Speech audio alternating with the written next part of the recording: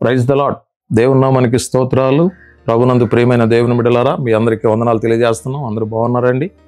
దేవుని మహాకృపను బట్టి మీ కుటుంబాలు బాగుండాలని, మీ బిడ్డలు బాగుండాలని, మీ సంసారం బాగుండాలని, మీ కాపురం బాగుండాలని, మీరందరూ సమాధానముగా, ఐక్యతగా, ప్రేమ కలిగి కుటుంబాల్లో నివసించాలని, ప్రార్థించాలని మీ అందరి కోసం మేము ప్రార్థన చేస్తూ ఉన్నాం. ప్రతి ఉదయం ప్రార్థన చేస్తున్నారా? దేవుని వాక్యం వింటున్నారా? దేవుని బిడ్డలారా, దయచేసి గమనించండి. ఏది నిర్లక్ష్యం చేసినప్పటికీ ప్రార్థన వాక్యం అనే దానిని నిర్లక్ష్యం చేయకండి. మన జీవితాల్లో ప్రార్థనే గొప్ప పునాది. మన జీవితాల్లో వాక్యమే గొప్ప పునాది. దేవుని వాక్యమే మనల్ని బ్రతికిస్తుంది. దేవుని వాక్యమే మనల్ని నడిపిస్తుంది. దేవుని వాక్యమే మనల్ని బలపరిచి ముందుకు నడిపించగలదు. కాబట్టి వాక్యమందు లక్ష్యం ఉంచండి, ప్రార్థన యందు నిరీక్షణ ఉంచండి. తప్పనిసరిగా పరిశుద్ధాత్మ దేవుడు కార్యం చేసి ముందుకు నడిపిస్తాడు. వాక్యంలో నుండి కొన్ని విషయాలు మీతో చెప్పాలని నేను ఆశపడుతున్నాను. ఆదికాండము నుండి 9వ అధ్యాయము 1వ వచనాన్ని ఒకసారి జ్ఞాపకం చేసుకుందాం. మరియు దేవుడు నోవాహును అతని కుమారులను ఆశీర్వదించి, మీరు ఫలించి అభివృద్ధి పొంది భూమిని నింపుడి. చిన్న ప్రార్థన చేసుకుందాం. మహాపరిశుద్ధుడైన తండ్రి, ఈ వాక్యం మీద కన్నదృష్టి ఉంచండి. నాలో మీరుండి మా బిడ్డలతో మాట్లాడమని యేసు నామములో ప్రార్థిస్తున్నాం తండ్రి, ఆమేన్. దేవుని బిడ్డలారా, గమనించండి. దేవుని వాక్యంలో మనం చూసినప్పుడు దేవుడు నోవాహుతో మాట్లాడుతున్నాడు. నోవాహు కుటుంబాన్ని దేవుడు ప్రేమిస్తున్నాడు. నోవాహు బిడ్డలను దేవుడు ప్రేమిస్తున్నాడు.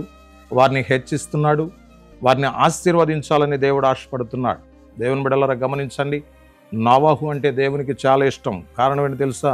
దేవుని వాక్యం చెప్తుంది, నోవాహు ఈ తరము వారిలో నీవే నీతిమంతుడు అని దేవుని వాక్యం చెప్తా ఉంది. నోవాహు నీతిమంతుడు కాబట్టి, నోవాహు యథార్థవంతుడు కాబట్టి, నోవాహు దేవుని యందు భయభక్తులు గలవాడు కాబట్టి దేవుడు ఆశీర్వదించాడండి.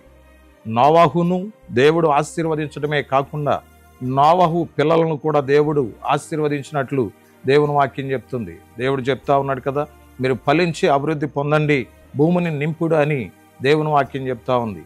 దేవుని బిడ్డలారా, నోవాహు ఫలించాలని దేవుని ఆశ, నోవాహు అభివృద్ధి చెందాలని దేవుని ఆశ, నోవాహు యొక్క పిల్లలు కూడా ఫలించాలని దేవుని ఆశ, దేవుని యొక్క ఉద్దేశం. ఈరోజు దేవుని బిడ్డలారా, నీవు శపించబడితే దేవునికి ఇష్టం కాదు. నీవు దీవించబడితేనే దేవునికి ఇష్టం. నీవు ఆశీర్వదించబడితేనే దేవునికి ఇష్టం. నీవు ఫలించబడితేనే దేవునికి ఇష్టం.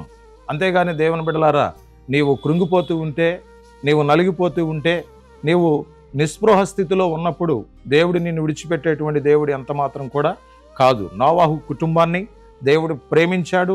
వారిని ఆశీర్వదించాలని, వారిని అభివృద్ధి చేయాలని దేవునికి ఇష్టమైంది.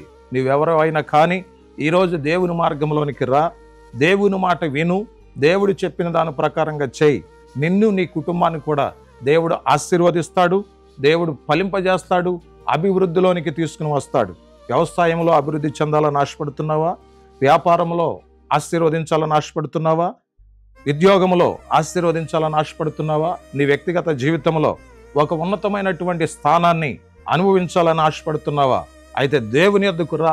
తప్పనిసరిగా దేవుడు నోవాహు కుటుంబాన్ని ఆశీర్వదించినట్లు నిన్ను, నీ కుటుంబాన్ని కూడా ఆశీర్వదించాలని ఆశపడుతున్నాడు. నిన్ను, నీ కుటుంబాన్ని కూడా ఫలింప చేయాలని దేవుడు ఆశపడుతున్నాడు. నిన్ను, నీ కుటుంబాన్ని కూడా దేవుడు వృద్ధిలోనికి తీసుకురావాలని ఆశపడుతున్నాడు. చాలామంది గృహాల్లో కష్టించి పని చేసే వాళ్ళు ఉన్నారు. చాలామంది కూలి పని చేసుకునే వాళ్ళు ఉన్నారు. చాలామంది ఫ్యాక్టరీ పనులు చేసుకునే వాళ్ళు ఉన్నారు. చాలామంది జీవనోపాధి సంబంధమైనటువంటి పనుల విషయంలో ఎన్నో కష్టాలు, ఎన్నో ఇబ్బందులు పడేటువంటి వారు ఉన్నారు.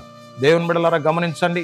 నీ వ్యక్తిగతంగా ఏ పని చేస్తున్నప్పటికీ తప్పనిసరిగా ప్రభువారు నిన్ను ఆశీర్వదించి ముందుకు నడిపిస్తాడు. నీవు అభివృద్ధి చెందాలని ఆశపడితే దేవుని మార్గంలోనికి రా. తప్పనిసరిగా దేవుడు నిన్ను ఆశీర్వదించి ముందుకు నడిపిస్తాడు. నీ కొరకు, నీ కుటుంబం కొరకు నేను ప్రార్థన చేయాలని ఆశపడుతున్నాను. దయచేసి తలలు వంచండి, ప్రార్థనలో ఏకీభవించండి. తప్పనిసరిగా దేవుడు ముందుకి మిమ్మల్ని నడిపించబోతున్నాడు. నీ కొరకు నేను ప్రార్థన చేస్తున్నాను. మహాపరిశుద్ధుడైన తండ్రి, మీకు వందనాలు, స్తోత్రాలు తెలియజేస్తున్నాను. నీ శక్తి కలిగిన అభిషేకాన్ని మా బిడ్డలందరితో ఉంచండి. కృప కలిగిన అభిషేకాన్ని బిడ్డలతో ఉంచండి. ప్రతి ఒక్కరిని ముట్టి స్వస్థపరిచి, బాగు చేసి, ఫలింపజేసి, అభివృద్ధి చేసి నీ నామానికే మహిమ తెచ్చుకొనమని యేసు పరిశుద్ధ నామములో ప్రార్థన చేసి వేడుకొనుచున్నాం తండ్రి, ఆమేన్. God bless you. దేవుడు మిమ్మల్ని దీవించును గాక. ఆమేన్.